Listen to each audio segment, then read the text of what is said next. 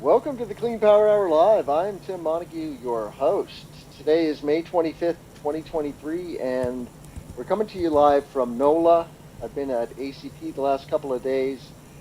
Please reach out to us on our website, cleanpowerhour.com. Give us a rating and a review on Apple and Spotify, and subscribe to our YouTube channel.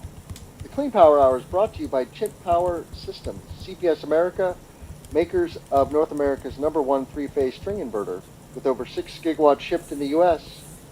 With a focus on commercial and utility scale solar and energy storage, the company partners with customers to provide unparalleled performance and service. CPS America product lineup includes three-phase string inverters from 25 kW to 275 kW, exceptional data communication, and controls and energy storage solutions designed for seamless integration with CPS America systems. CPS America has offices in California, New Jersey, and Texas. Learn more at chintpowersystems.com.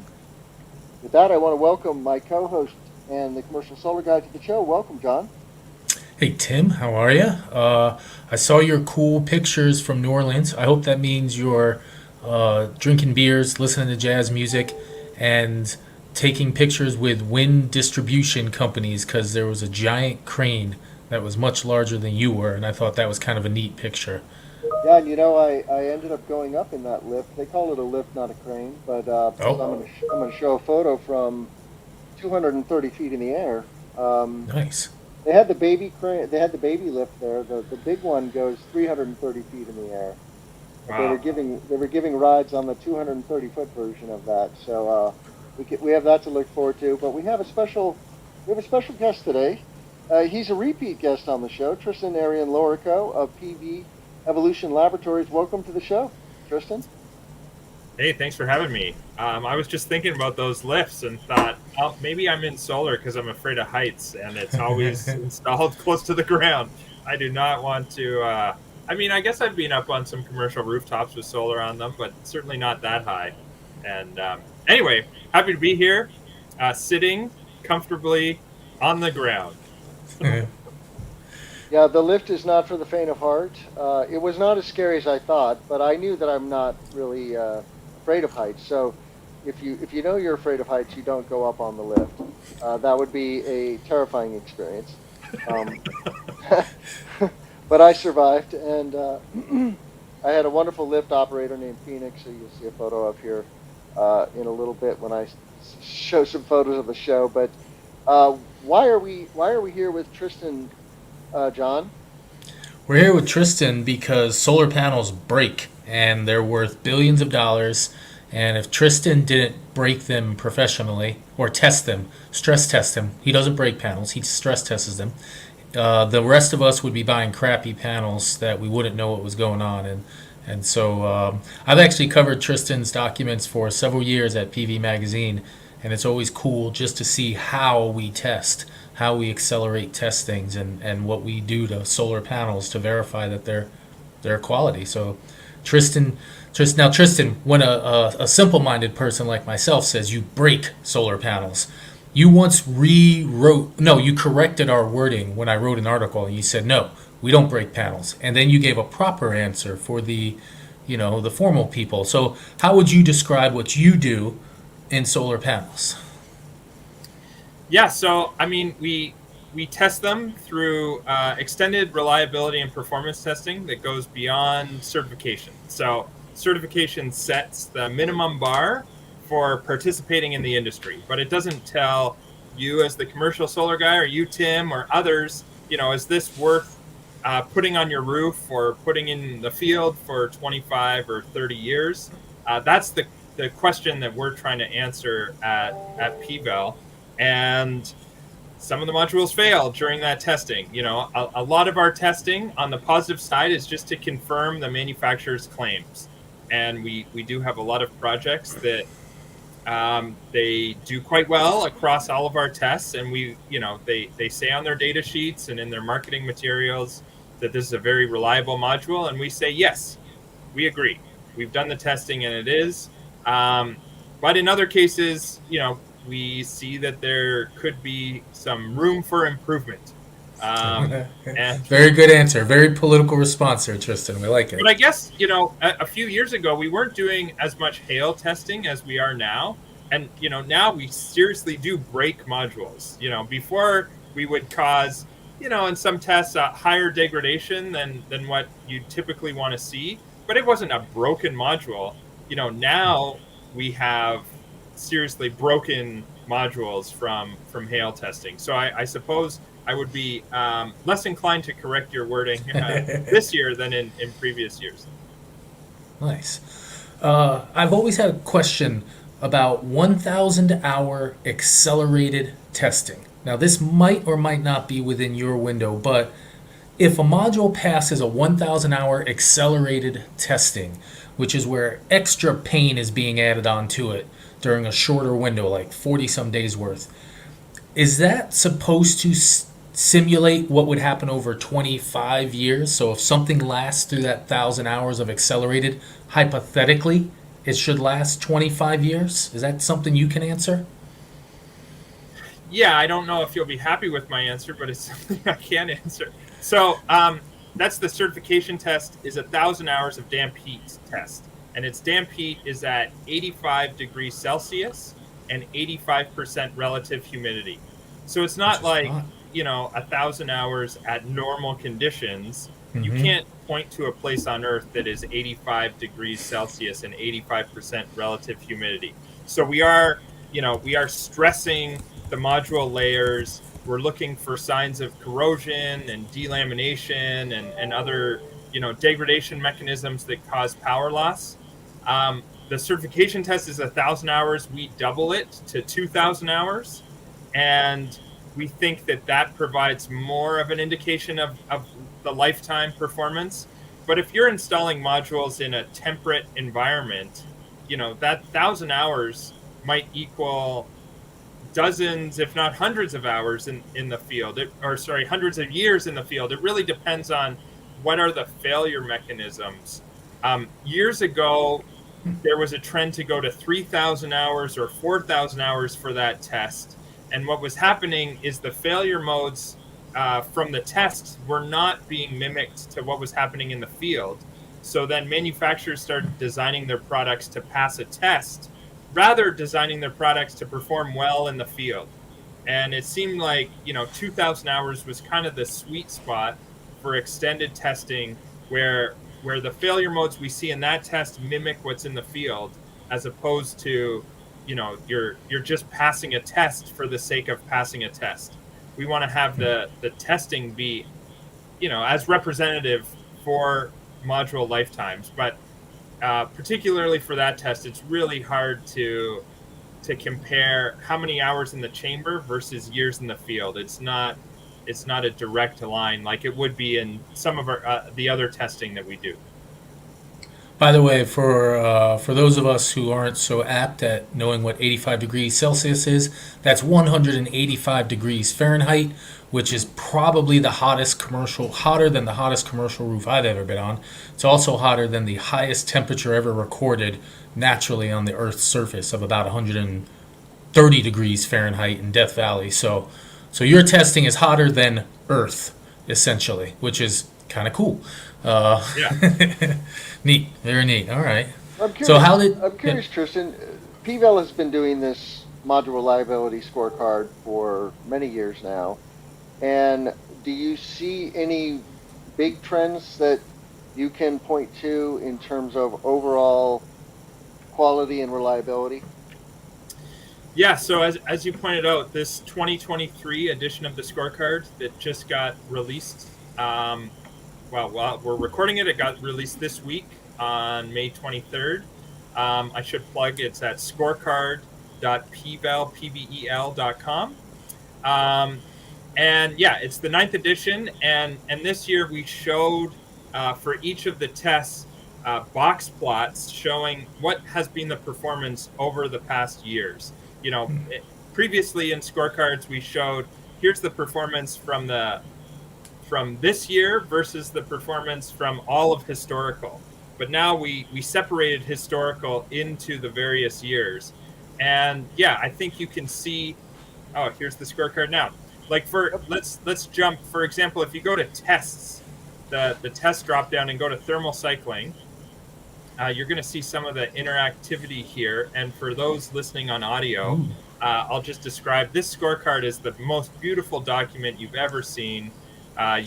Your jaw would drop if you went online and saw it. But yeah, Tim, if you keep scrolling down here, you're going to have to go through a couple more sections. We show why the testing matters, the materials assessed. Keep going.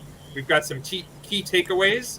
And shortly after that, one more scroll down, we got this power degradation for thermal cycling. So here, this is box plots showing the range of degradation we see for each of the years we've done this testing, going back to 2013 up to 2022.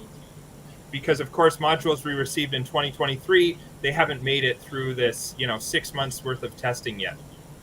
But you can see that historically there was quite a wide range on the results, and over time that range has gotten smaller and the improvements have been made. So in terms of historical improvements, for thermal cycling, you can see that the majority of the modules we're testing these days are above that top performer threshold of 2%. In certification testing for this thermal cycling test, it's TC 200, so 200 cycles, and you're allowed up to 5% degradation. For our testing, we're doing 600 cycles, so 3 times the duration. And to be a top performer, you have to have less than 2% degradation. So, the performance is quite good. The problem, though, is that even though the degradation is improving, if you scroll down to this case study here, here's a module that performed amazingly after TC 200. It had 0% power loss, really good after TC 400, and then after TC 600, there was an open circuit in one of the junction boxes, and there was 0 power output.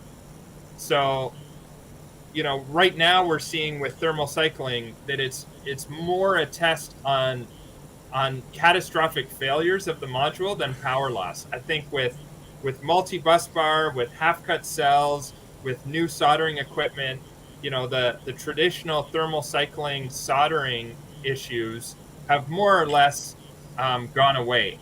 Specifically for PERC and for TOPCon, which are kind of the two main technologies. It has been PERC. It's evolving to TOPCon. But the issue that we're seeing is that modules are failing, and here's a test where we've seen melted connectors, we've seen junction boxes exploding, or not exploding, but having a rapid disassembly, as our friend Industry SpaceX would say. So yeah, we're seeing some failures now. Looking at so the failures are evolving. So we've seen, higher degradation in the past, more failures of connection. So as you said, we're figuring out some things better, but now we're stressing them more. Or are these new failures, or is it that we're working harder and discovering things that already existed? Is this, are we trading off longevity? We got the cells better, but now we lose the module. We have a catastrophic versus losing individual cells. Yeah, I think, and for that particular example, I think what we're seeing is that there's more current running through these junction boxes. Now we've got these higher powered modules with higher currents, and during our testing, we're using those higher currents, and probably a junction box and connectors that would have done well with a 400 watt module. Now that we're testing 550 or 600 watt modules or above, they can't handle these higher currents as reliably as they did historically. Not to say we didn't find junction box issues historically. We've been reporting that in every scorecard. That continues to be a fairly weak link. So even though there are improvements to the soldering and other aspects of the module, we're still seeing some issues related to junction boxes are persisting. Interesting. Have you tested a glass bifacial module yet? Oh yeah, that's like 50%. I think 50, pardon me, 53% of our test population for this year's scorecard was glass bifacial. Oh. And this is just for personal fascination because I've been reading about some of the very strong, well, very limited. Like Meyer Burger came out with some really interesting data on when they stress test their glass, and they found nearly zero degradation in its first year or however they tested it. And so they ended up putting out a warranty with 0.2% degradation loss over 30 years. That comes out to be like 93% plus performance. What do you see with a glass from a degradation standpoint? So that's an interesting data point for Meyer Burger. What we generally see, and right now Tim's scrolling through the top performers. If you click on the module design, that plus button on the left side of the screen, you can actually, yeah, and that, Down a little bit, Tim. down a little bit there. Yeah, you can click on and see all the bifacial glass top performers. So you can, you're able to filter by module design to see how they perform. Mm-hmm. But in general, that's a question that's often asked. How do glass perform versus glass backsheet? On each page of the scorecard, there's a page or like a website page per test, and we have 4 key takeaways.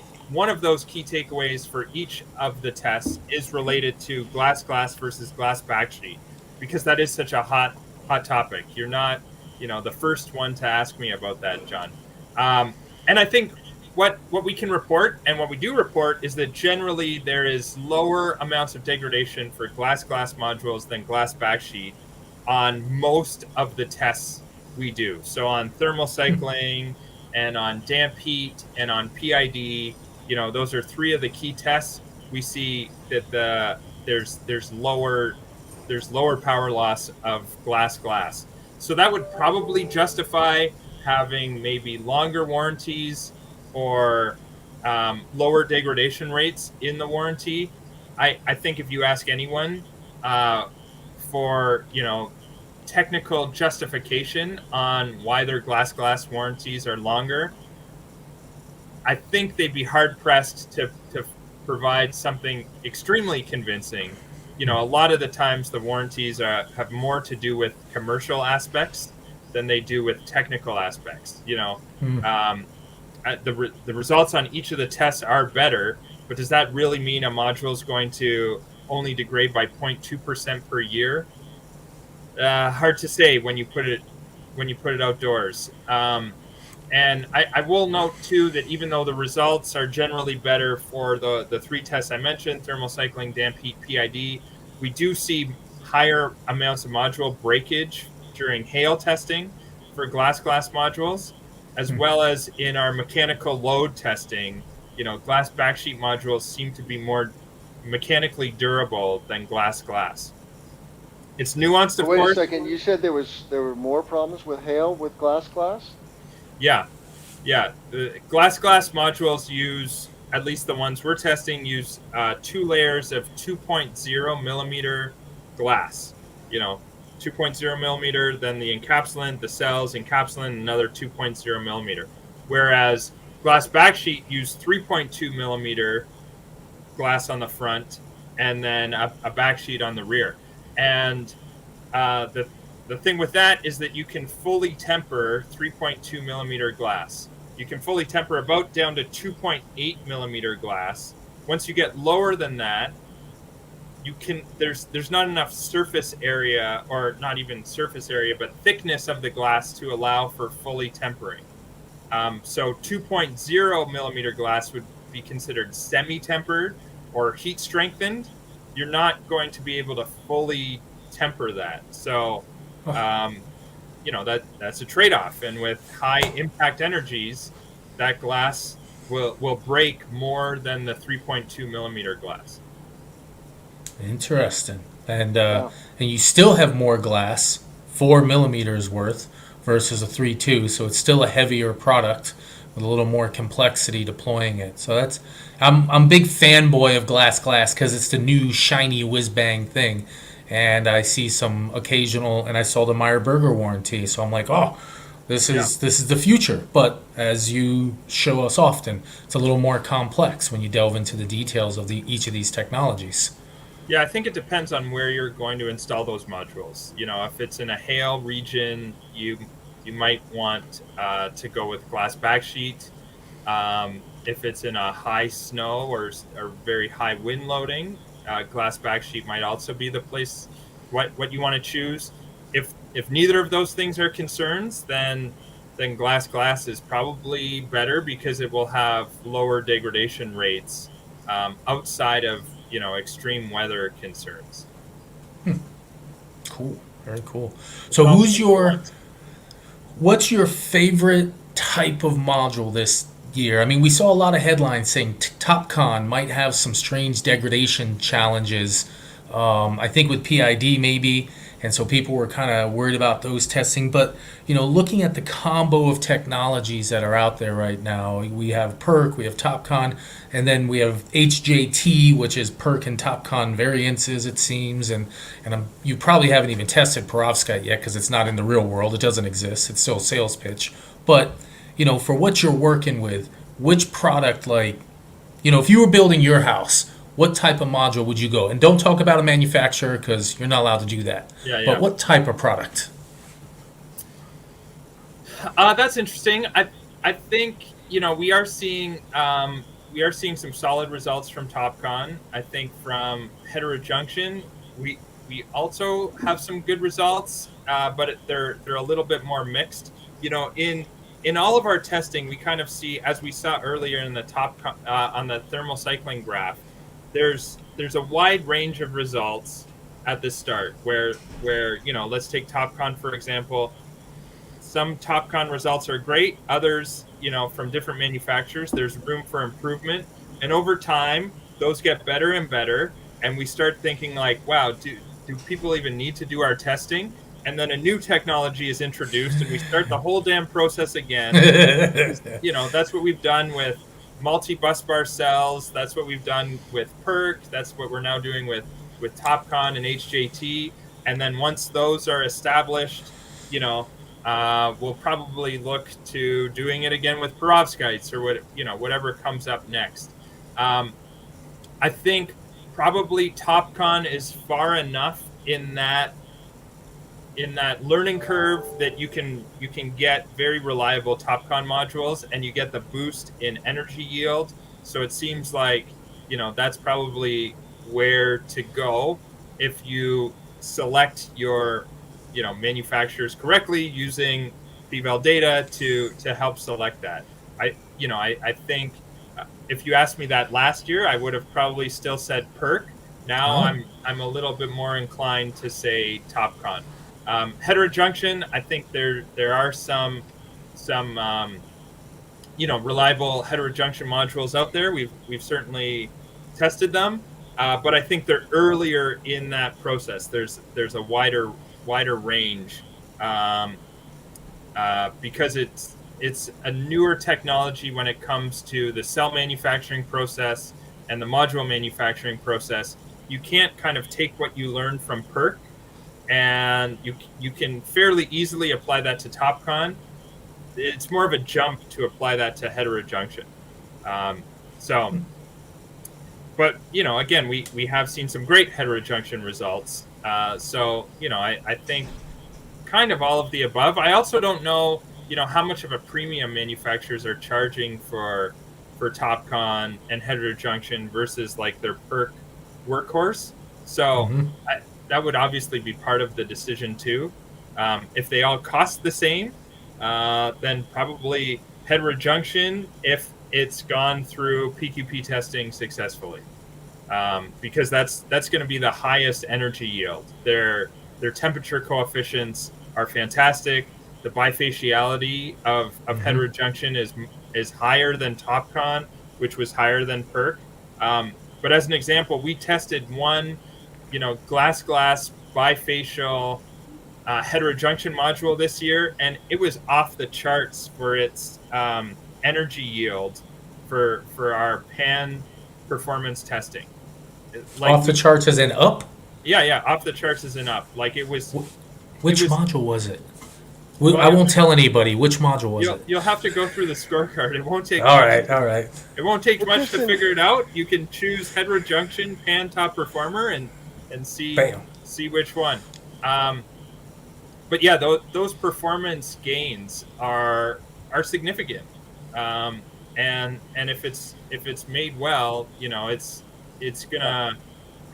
going to be a step change in energy yield improvements over at least the TopCon we tested, and certainly over the PERC we tested. If you're a panel maker, why is PVEL testing compelling, and what are the alternatives? I have come over the years to tell module makers that I talk to who are not in the PVEL program to get in the program, because I trust the results of your program more than, for example, BNEF Tier 1. But what is the value proposition from your side to manufacturers? Yeah, well, I think we've become a de facto standard, and there's enough people like you, Tim, and I thank you for doing that, talking to the manufacturers and saying, like, your data sheet looks great, your presentation, you've got a great deck. It sounds like you're using fully automated line, and you're doing all these great things, but the proof is in the pudding, and I want to see PVEL put your modules through their paces so that I feel more confident in purchasing them. So manufacturers are hearing that enough from their customers and their potential customers that by doing this testing, it answers those questions. If an unknown manufacturer called you up, Tim, and said, "Hey, I've got some modules for you," and you said, "Well, have you gone through PVEL testing?" and they're like, "Yeah, here's all the reports, we've done it." Well, now you can just continue that sales conversation, as opposed to you slamming the brakes on. You're like, "Oh, okay, you've done it. Well, let's talk about, your pricing. Let's talk about your delivery schedule. Let's talk about all these other commercial aspects, because the modules have been de-risked." And that's really the advantage to module manufacturers. Also, to add to that, this scorecard, we have 35 manufacturers listed as top performers. Historically, our highest number previous to this was 26. So we've got about a third more top performers this year than our historical record. And a lot of those companies you might never have heard of. And they're either new to PV, or they're new to selling into the US market or various markets. Maybe they've been selling hundreds of megawatts or gigawatts just in China, and now they're looking to expand. But in any case, they are able to use our credibility in the market to help build their name. And some of these companies that you may never heard of, once they say, "Oh, well, we were a top performer in the scorecard," that's great to help build their brand recognition and build their credibility. So that's the value add for the manufacturers. They want to be in. And as we test more, now that there's 35 listed, the ones that aren't listed, it's like, well, wait a second, why aren't you in the scorecard? If all of your competitors are in there, why aren't you? And now they want to be in. It kind of becomes a snowball effect where manufacturers will want to do this because all of their competitors are, and we're seeing that as well. Is it by any chance Howsun, the great HJT performing product? John's obsessed. John, I'm on the website. I'm poking around. Come on. John can do some great research. Yeah, I mean, they must have been. Awesome. Must have been them. Good. So, Tristan, I have another question before you go. You are hosting a conference also in June, I believe. Tell us about the PVEL conference. Yeah. So, thank you for bringing that up. I think tickets are still available. I think there's about 20 spots left. This is really PV Tech.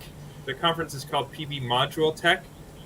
Last year, pre-pandemic, it was in Penang, Malaysia, and I used to fly to Malaysia. I would be there for a conference for 2 days and then fly back and wonder what the hell did I just go through. So now it's being hosted in Napa. Last year was the first time that post COVID we hosted it in Napa. PVEL has an event center at the lab, and we hosted it there last year. It's sold out though quite quickly, and PV Tech, the main organizers, wanted to sell more tickets, so we've actually relocated it to one of the hotels in Napa, so that we could get, instead of about 130 people, there's going to be about 200 people. So it's still fairly intimate, but we're really focused on what is the module supply in the U.S. for 2023, 2024, maybe into 2025. But it's what should we be looking at for projects now, as opposed to 2025 and beyond. And there's a number of module manufacturers presenting. There's also a lot of developers attend. I think over 40 different developer companies will be there. And it's quite focused. Unlike you were just at America Clean Power. You said you're still there. And RE Plus, thousands of people there, and it's difficult to have one-on-one conversations.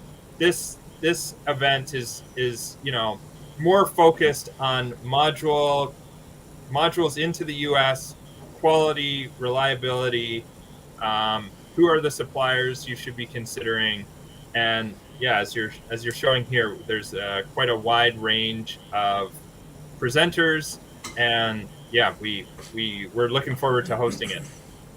I see there will be organizations like DNV, University of New South Wales, Clearway Energy, Q-Cells, National Renewable Energy Laboratories, VD Americas. We had VD on the show last week or the week before. Nice. So it's quite a group of technology experts, manufacturers, developers. Lightsource BP here, Trina Solar, RWE. Looks good. So June 6th, 7th, join us in Napa, California. So you noted something earlier that I thought was cool. You showed it twice. First, you showed the graph of degradation from way back in the day through now, and it's getting tighter and lower. So that shows a general technology improvement. You also mentioned that you can see, which was very cool to hear, you can see how the general industry progresses toward better with the various technologies, PERC, then TopCon, now HJT. I noticed on that list for the PV Tech show, by the way, PV Tech is a great publication to read. It's among my top 3, PV Magazine, Solar Power World, PV Tech. But I noticed on PV Tech we had Adani. And Adani is a new manufacturer to the solar world coming from India. I saw a headline recently that suggested India wanted to have 500 gigawatts of manufacturing capacity in a few years. And I thought, first off, that number was just beyond comprehension, where I know India is coming from nearly nothing. Have you yet seen the beginnings of the progression toward higher quality product coming out of the Indian manufacturers? Because it would be awesome to see them catch up with the leading Chinese ones, because then we would have the 2 largest countries on earth making awesome, huge volumes of panels. And so that kind of gives me a little bit of tinglies that India and China are both going to be swinging deep with module volume. And I'm wondering what you see there.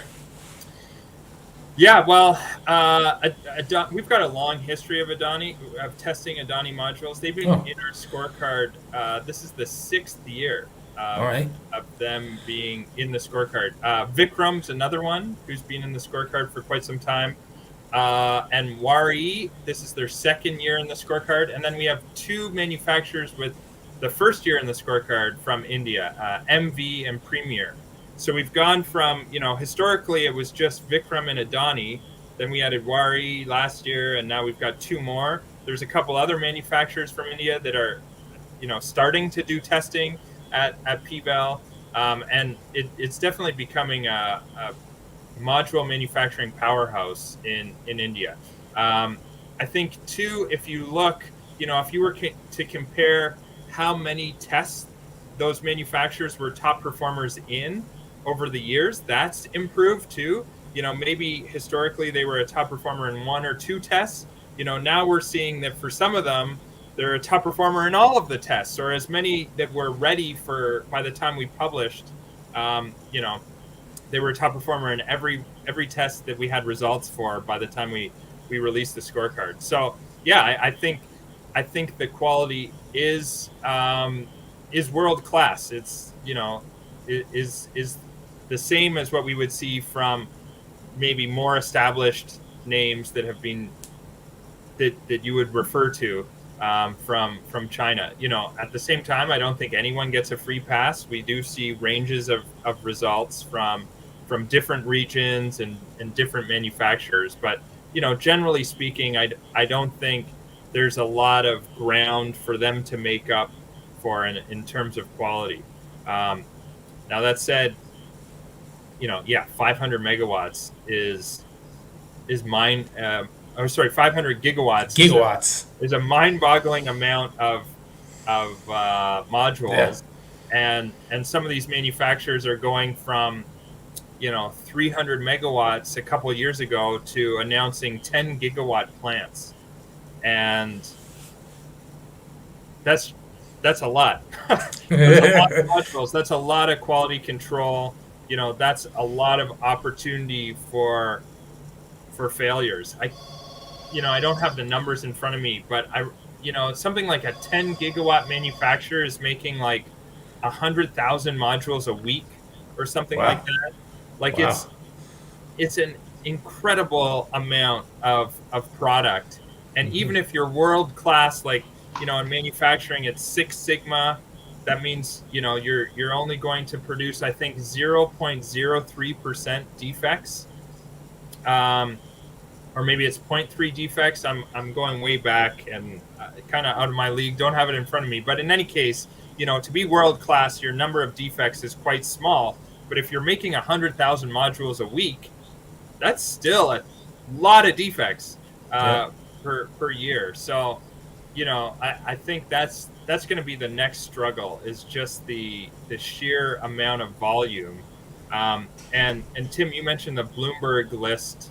That list shows for all of it shows the manufacturer capacity for all of the companies listed on it, and the cumulative capacity, I think, was over 500 gigawatts on this quarter's tier 1 list.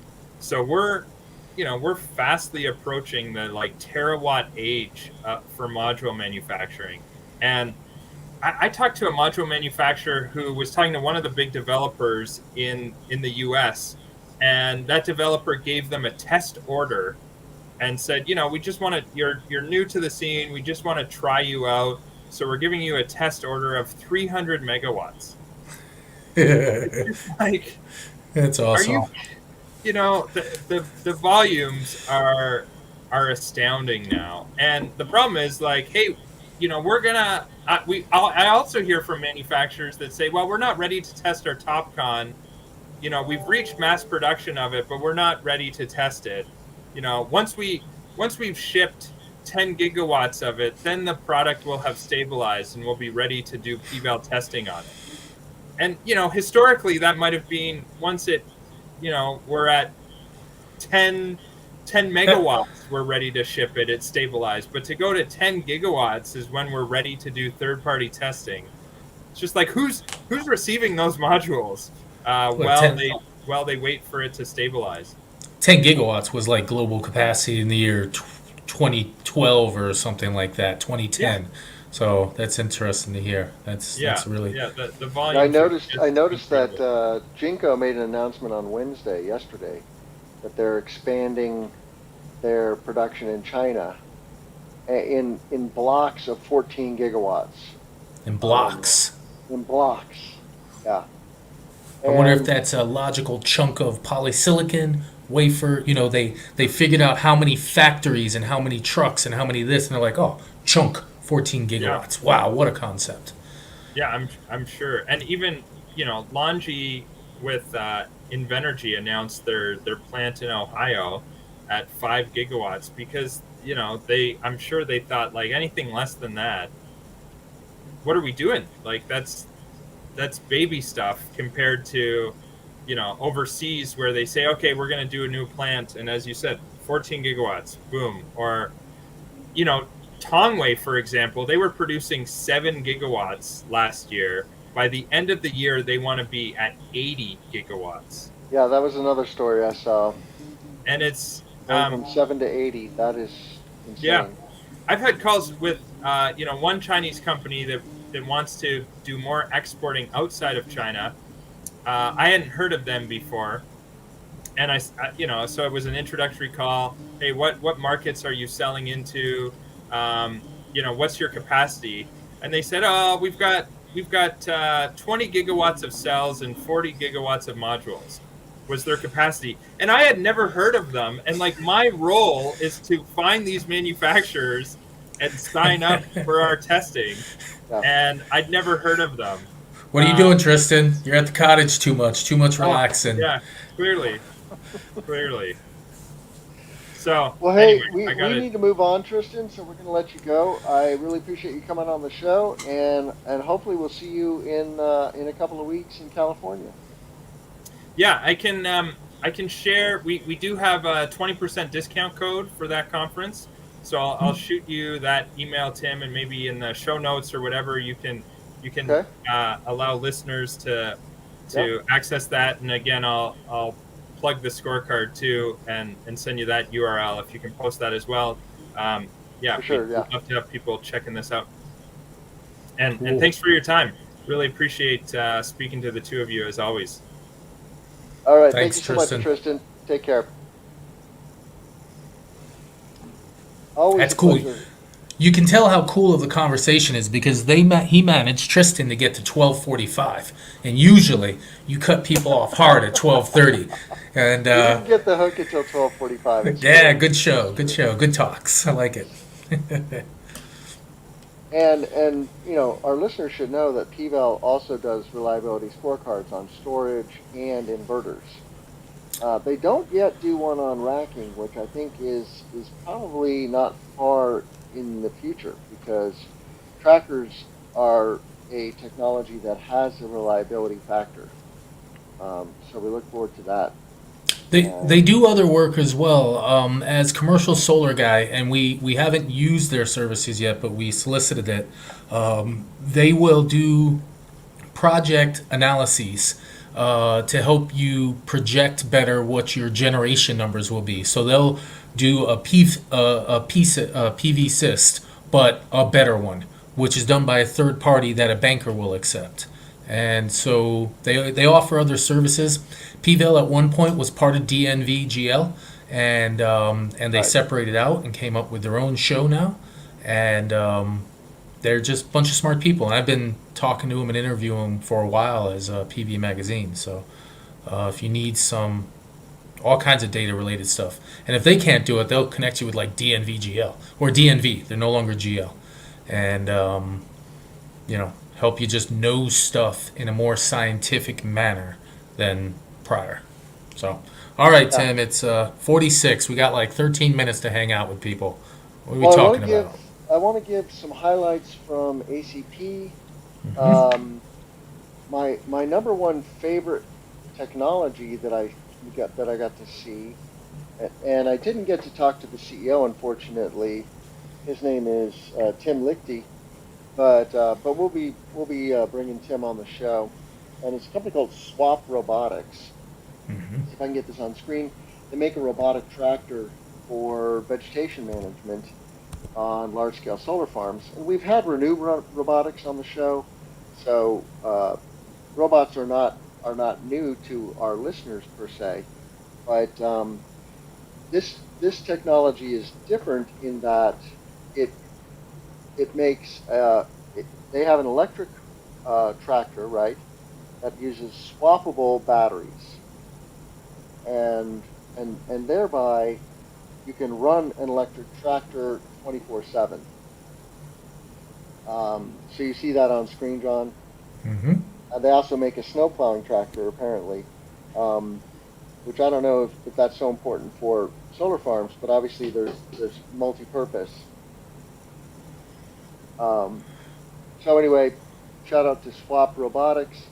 I also got to see a blade crane technology, which I'm going to put on screen here for a second, with a company called Mountain out of Utah. They're a EPC, and Mountain is using this German. I call it a crane, but it's a truck with a crane mounted on it. Let me see if I get this on screen. This just really blew my mind.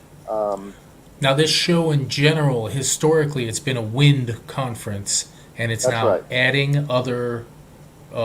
Oh man, these pictures of turbine blades going up a mountain. My goodness, Yeah, look at the that only thing way to get swing out there. Oh, the only way to get these big turbine blades around narrow turns is to raise them vertically, and so that's what this truck slash crane does.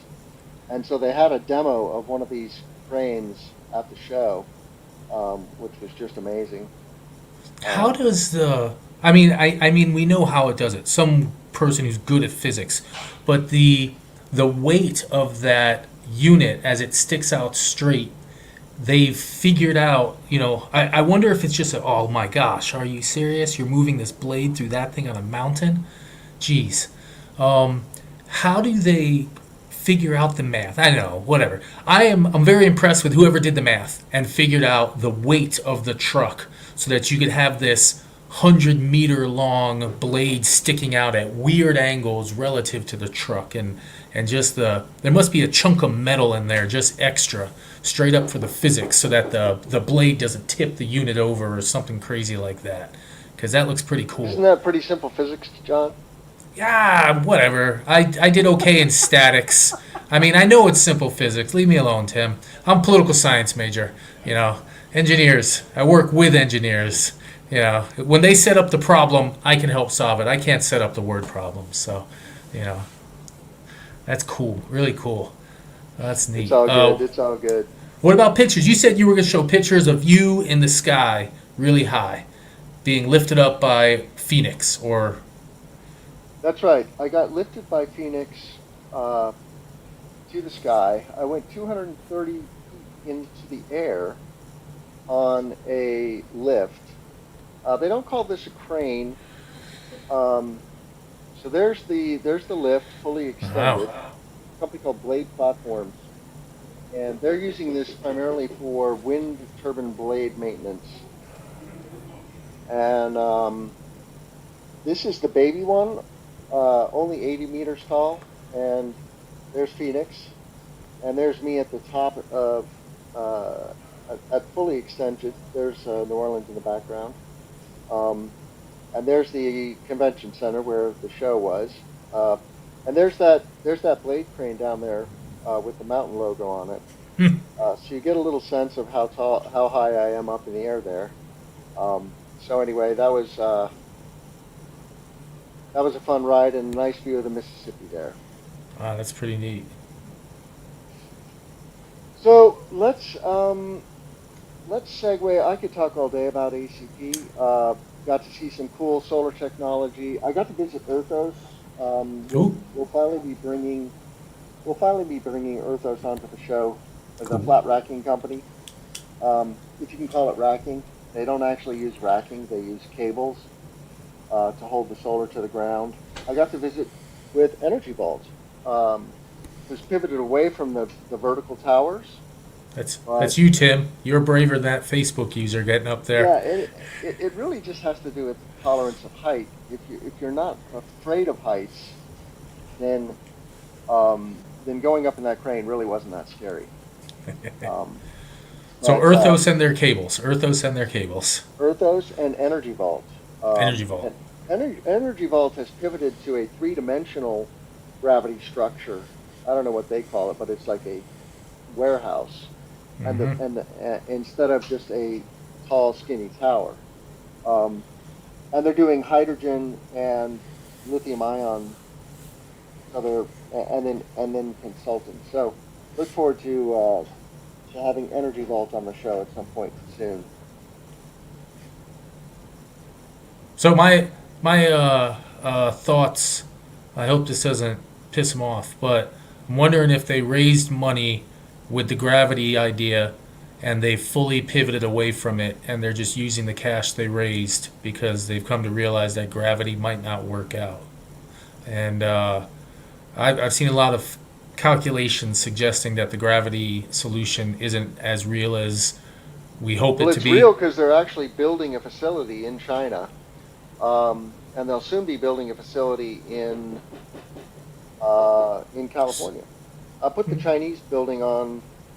I have their website up. I'll put them on screen, and you'll see what I mean by a three-dimensional structure. So that's the project in China, Rudong, China, and you'll notice it just looks like a building, right? But it's a block of cubes that go up and down with what I call elevators instead of cranes. It's under construction in this photo. Interesting. Well, we'll see. If they build a second one, that's an interesting. 25 megawatt, 4-hour storage setup, GESS, Gravity Energy Storage System. Well, more power to them. I know they've done a hard shift with their capital into other energy storage products. Let's see if their gravity storage actually comes to exist. You know. So what's the one news article that we're going to give them? Maybe two at most. What are we going to chat? You tell me, John. Pick an article. All right. My most interesting thing was that the New Bedford Light and New Bedford got our first shipments in coming from Europe. In fact, this ship came from Portugal, and it's a Dutch ship carrying pieces of the monopile for the Vineyard Wind offshore facility that's, I believe, going to be about 700 megawatts.